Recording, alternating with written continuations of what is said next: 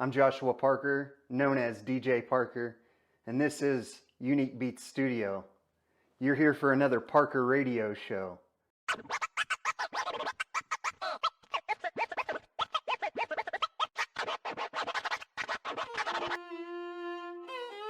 Hey everybody, let's go. I'm hoping that you're ready for another episode. You know we play that music in the UB studio. And now it's time to welcome everybody to the Parker radio show. Everybody, let's go. I'm hoping that you're ready for another episode. You know we play that music in the UB studio. And now it's time to welcome everybody to the Parker radio show. How we doing out there, everybody? We're here for another Parker radio show, here live at Unique Beatz Studio.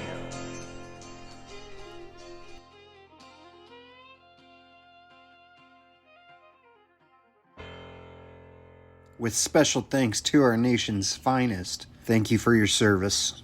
Want target relief fast? Now you can enjoy the best-selling One Less CBD Tropical Inflammation Cream.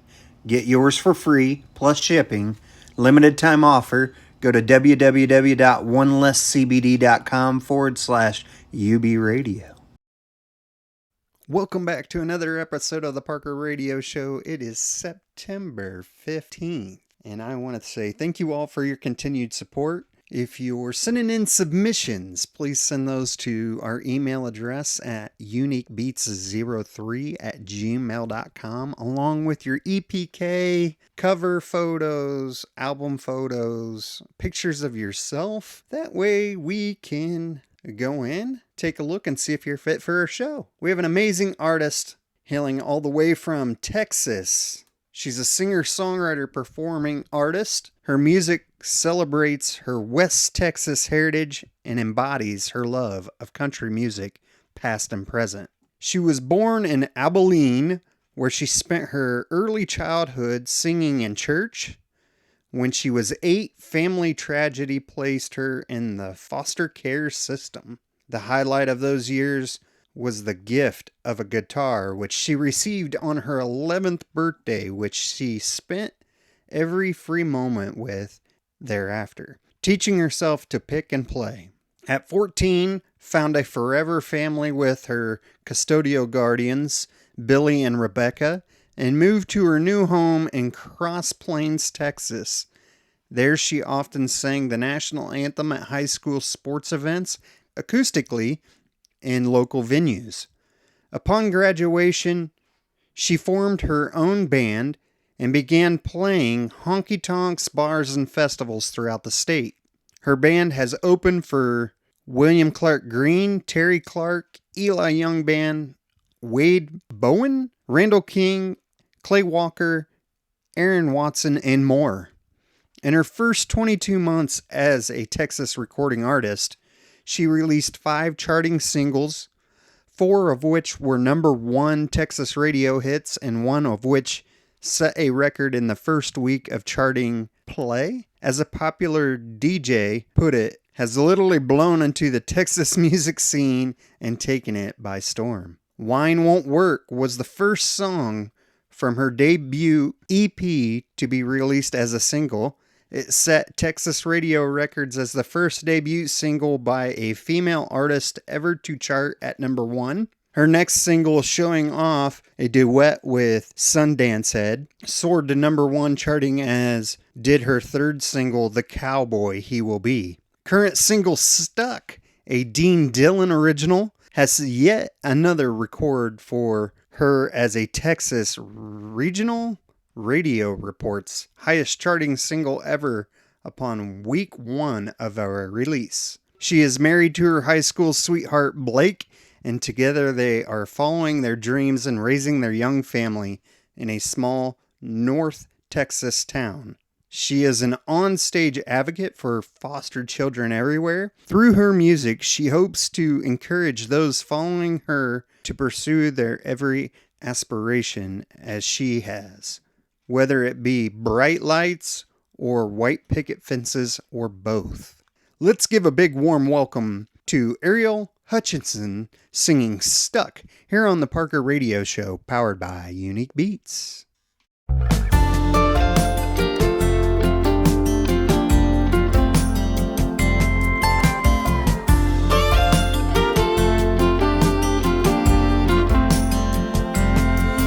I'm sitting over here, you're sitting over there, spinning our wheels, not getting nowhere, fussing and fighting, slinging this mud, a long way from where I wish I was. Stuck in the middle of your heart, in the middle of your head, in between your two arms, in the bed of your truck, in the middle of nowhere. Boy, I wanna go where my mind's stuck.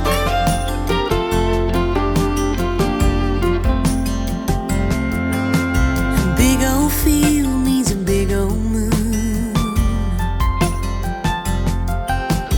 Sure beats this old living room. I wanna go back and I wanna go now. I wanna get lost and I wanna get found. Stuck in the middle of a kiss, in the middle of love, in the moment I wish would never end, in the middle of nowhere. Boy, I wanna go where my mind's stuck, in the middle of your heart, in the middle of your head, in between your two arms, in the bed of your truck, in the middle of nowhere. Boy, I wanna go where my mind's stuck. Don't know how I got here, stuck. Think it's time to shift gears, stuck. This ain't you and me. Don't you know I'd rather be stuck in the middle of your heart, in the middle of your head, in between your two arms, in the bed of your truck, in the middle of nowhere. Boy, I wanna go where my mind's stuck.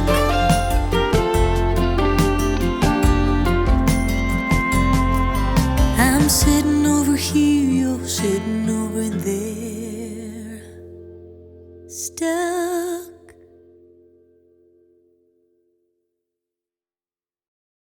Us a little bit about yourself and how you came to love music. I have been singing since I can remember. And I didn't really take control and get a band until I was probably in high school. After I graduated, I realized kind of music was the only thing that I wanted to do. So we got a real band together and we started playing in a bunch of little honky tonks, and it kind of just led to bigger and better things, kind of to where I'm at now. So, what were some of your first memories as a singer, and was there a particular artist that you idolized at a young age? Now I'm an old school. I love like Loretta Lynn, Dolly Parton, Tanya Tucker. I love Trisha Yearwood. But when I was little, I know there were two women other than the ones I just listed that I would sing that weren't country. And I remember Britney Spears and Christina Aguilera, believe it or not.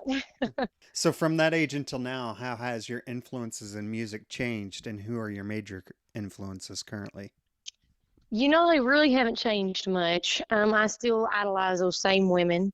I think I respect them more, the older I get, as I'm on this journey of music, because I realize, like I relate a lot to the Loretta Lynn story, kind of, the mom of three, trying to make it while the husband's home, trying to take care of the babies. And so I definitely respect those women more. It makes me idolize them more as time goes.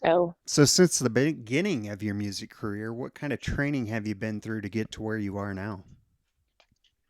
training, define training. Like voice lessons, anything None. music related, maybe learn how to play guitar. I've had no lessons. I am all natural, I guess.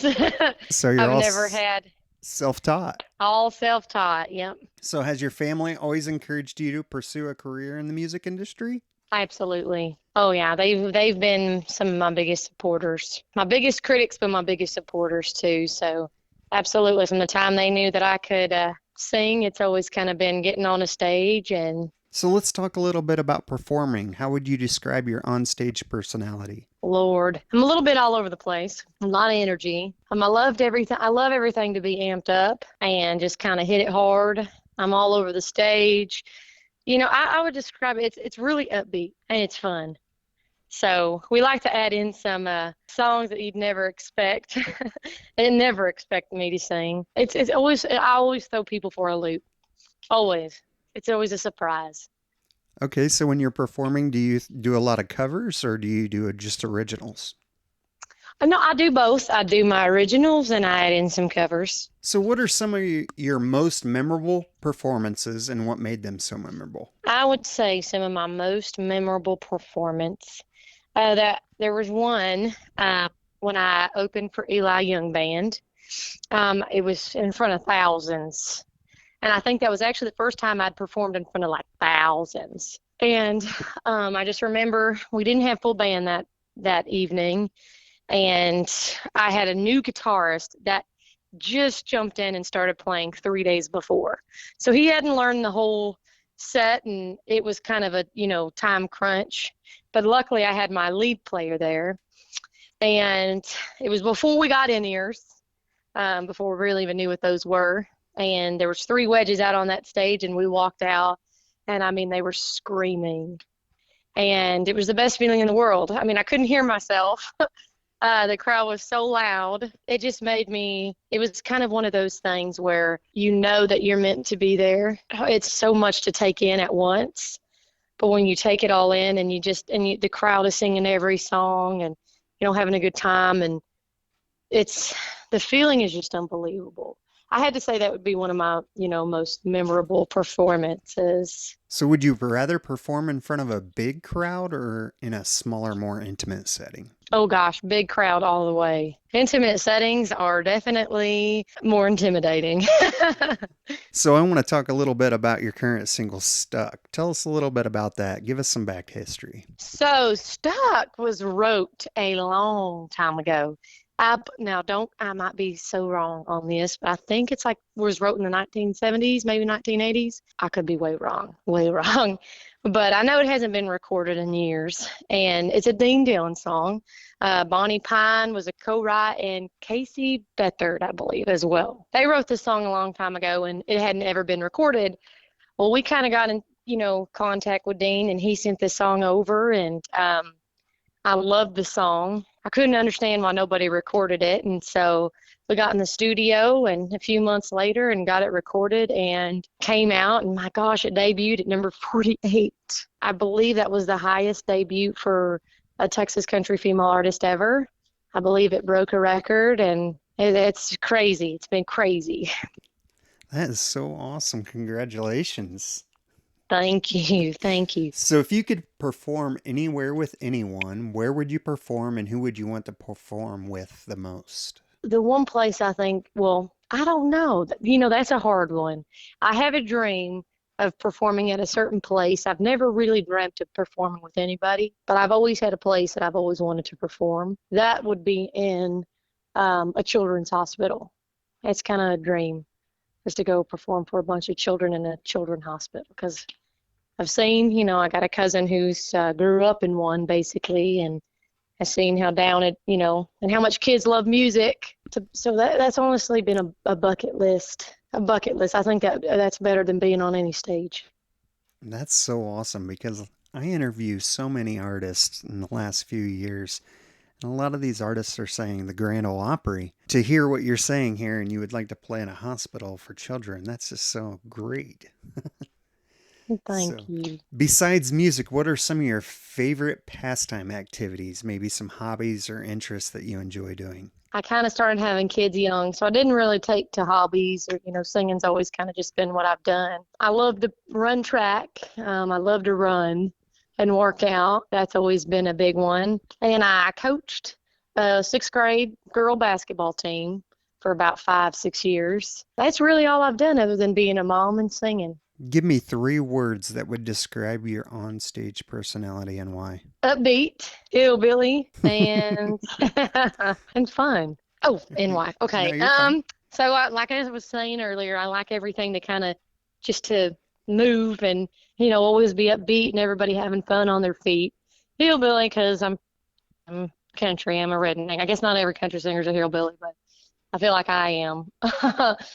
And let's see, I'd say fun because just something always interesting happens. I had a boy the other day out there playing air drums. He was just playing the air drums and watching my drummer so hard.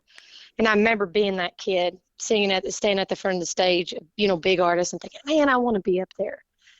And so every time I see a small kid who takes interest, I pulled him up on the stage and I set him back there with my drummer. My drummer was letting him hit the snare and, all during the performance, and gave him some drumsticks. So I want to make it fun, not just for the older crowd who are out there probably drinking and singing their hearts out, but for the kids, especially the dreamers. So fan interaction is an important part of being an artist and very rewarding. Any stories you have about fans that stood out to you? Maybe a first autograph story, or maybe a first time a fan noticed you in public? Well, I would say probably the most memorable one would be a song that I wrote for my husband's grandpa, and I sat on this song for about a year. It took me a long time to finish it, and I performed it live one night, and I had a lady come up to me after the show.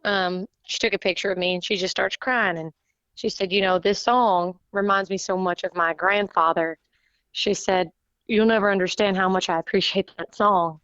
And she immediately went and downloaded it, and she's played it. Not even a few months later, she'd messaged me on my Facebook page and told me he'd passed, and told me that they played the song at his funeral, and that would forever, a memory of their grandpa. So I think that had to have been the most just heartfelt, life-changing fan experience I've ever had in my life. Tell us how you like to interact with your fans and what you have coming up in the future that fans will enjoy. I always try to interact with them. We're trying to bring in beach balls and just all kinds of stuff that they can just throw out there at them, and bring them on stage, or you never know. It just always happens in the heat of the moment. You never know what you're going to get with me. And performances I got coming up. Is that what you said? Yeah. So we got some big ones coming up. September 24th, I've got a beer summit, which is going to be raising kids. I'm a foster children advocate, and we are raising money in Abilene. And then that night, we are going to be in Comanche, Texas, performing with some other great artists. And then in October, we are going to be in Key West, Florida. We are playing in the Festival for the Legends of Music Row, and that has George Strait and Jamie Johnson, Billy Currington. You can buy your tickets now. Very nice. If someone would like to attend that concert, where would they go to buy tickets? Legends of Music Row website. Very nice. .com.